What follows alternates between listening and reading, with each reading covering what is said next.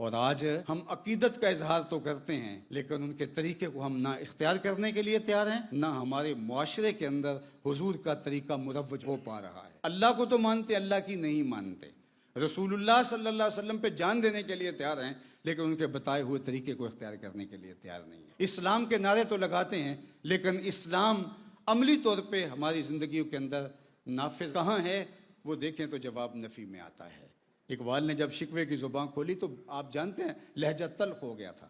صفائے دہر سے باطل کو مٹایا ہم نے، نو انسان کو غلامی سے چھڑایا ہم نے، تیرے کعبے کو جبینوں سے بسایا ہم نے، تیرے قرآن کو سینوں سے لگایا ہم نے، پھر بھی ہم سے گلہ ہے کہ وفادار نہیں، ہم وفادار نہیں، تو بھی تو دلدار نہیں۔ بڑا سخت تلخ شکوہ کر ڈالا لیکن جب جواب آیا تو سارا نشہ اترتا ہے۔ اب جواب ادھر سے آ رہا، وہی لفظ ہیں، صرف صیغہ بدلتا ہے۔ صفائے دہر سے باطل کو مٹایا کس نے، استفہامی انداز ہے۔ صفائے دہر سے باطل کو مٹایا کس نے، نو انسان کو غلامی سے چھڑایا کس نے، میرے کعبے کو جبینوں سے بسایا کس نے، میرے قرآن کو سینوں سے لگایا کس نے، تھے تو آبا وہ تمہارے ہی مگر تم کیا ہو،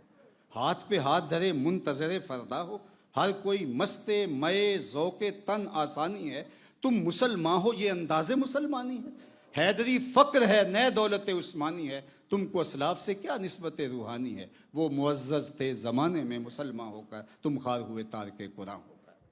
تو ہماری پستی، ذلت، زبوں حالی، نکبت، رسوائی کا سبب دین کو عملی طور پہ اپنی زندگیوں میں نہ اتارنا ہے۔ تو ہم نے دین کو اس طرح روح کی اتھاہ گہرائیوں میں اتارا نہیں۔ ہم یہ تو چاہتے ہیں کہ اللہ ہم پہ راضی ہو جائے لیکن ہم نے یہ جائزہ لینا ہے کہ ہم بھی اللہ پہ راضی ہیں کہ نہیں،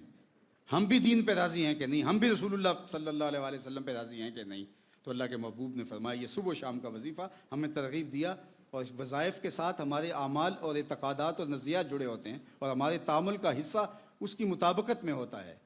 فرمایا من قال رضیت باللہ ربا وبالاسلام دینا وبمحمد نبیا ورسولا، جس نے یہ کہا تو اس نے ایمان کی لذت بھی پائی اور وہ جنت میں داخل بھی ہو گیا۔ تو ہم چاہتے ہیں وہ ہم پہ راضی ہو جائے لیکن ہم ذرا جائزہ لیں ہم بھی اس پہ راضی ہیں کہ نہیں، اور اگر ہم اس پہ راضی ہو جائیں وہ تو کریم ہے، وہ تو تمہارے گناہوں کو بھی معاف کرنے پہ آمادہ ہے۔ اے ابن آدم تیرے گناہ اگر بڑھتے بڑھتے آسمان کی بلندیوں کو چھو جائیں اور تو توبہ کے دروازے پہ آئے میں معاف کر دوں گا۔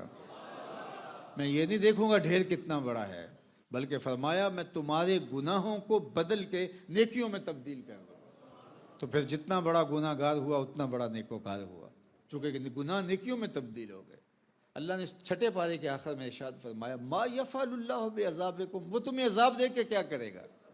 تم خود چھلانگے لگاتے ہو، وہ تو کریم ہے، اس کی رحمتیں تو بہانے ڈھونڈتی ہیں، ہم تو مائل بکرم ہیں کوئی سائل ہی نہیں، راہ دکھلائیں کسے راہ روے منزل ہی نہیں، جلوائے طور تو موجود ہے کوئی موسیٰ ہی نہیں، کوئی سچی طلب لے کر تو آئے، میری رحمتیں تو عمیم ہیں، میں تو معاف کر دینا چاہتا ہوں، مجھے اچھا لگتا ہے کہ میں بندوں کو معاف کر دوں۔ اللہ اکبر، گناہوں کو معاف کرنا اسے پسند ہے، اللہ تو راضی ہو جاتا ہے۔ علماء نے اس آیت کریمہ کے تحت لکھا یا ایتھا النفس المطمئنہ ارجعی الی ربک راضیۃ مرضیہ، آواز آئے گی اے نفس مطمئنہ، اللہ پہ راضی رہنے والے، ارجعی الی ربک، اپنے رب کی طرف آ جا، پلٹ آ رب کی طرف، راضیۃ مرضیہ، اس حال میں کہ تو اس پہ راضی وہ تیرے پہ راضی، یعنی تو اس پہ راضی اور وہ تیرے پہ راضی۔ علماء کہتے ہیں اللہ کا راضی ہونا آسان ہے، بندہ ہی راضی نہیں ہوتا۔ اللہ کا بندے پہ راضی ہونا سہل ہے، آسان ہے، مشکل یہ ہے بندہ اس پہ راضی نہیں ہوتا، اور جو راضی ہو جائے اس پہ تو پھر اس کی طرف سے آواز آتی ہے یا ایتھا النفس المطمئنہ ارجعی، آجا آجا پلٹ کے، اس حال میں کہ تو اس پہ راضی اور وہ تیرے پہ راضی۔ تو بندے کو اس پہ راضی ہونے کی عادت ڈالنی چاہیے۔ حضرت سیدنا علی المرتضیٰ رضی اللہ تعالیٰ عنہ فرمانتے من رضی من اللہ بالیسیر من الرزق رضی اللہ منہ بالقلیل من العمل،